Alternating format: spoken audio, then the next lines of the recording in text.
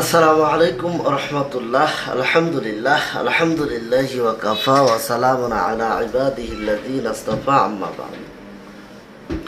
প্রিয় বন্ধুরা, আজকের এই ভিডিওতে বিশেষ আরেকটি বার্তা নিয়ে আপনাদের সামনে উপস্থিত হয়েছি।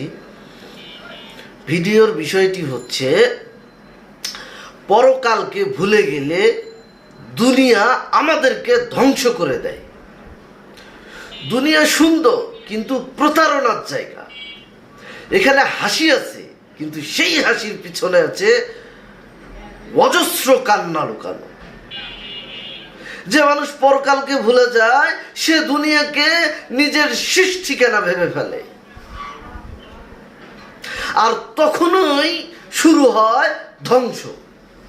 কেননা দুনিয়ার লোভ আমাদেরকে অনৈতিকতার দিকে ঠেলে দেয়।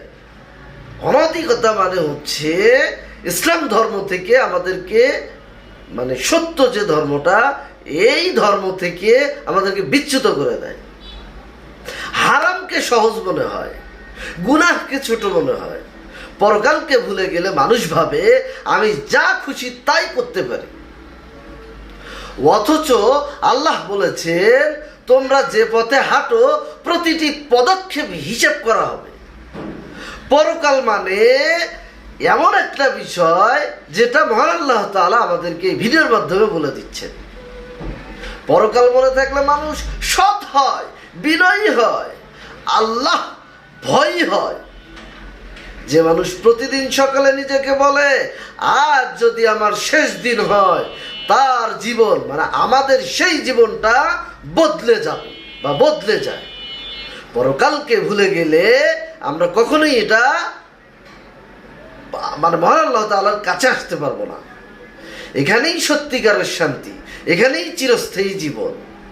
দুনিয়া শুধু একটা পরীক্ষা মাত্র, এইটা মূল গন্তব্য নয়। মূল গন্তব্য হচ্ছে পরকাল।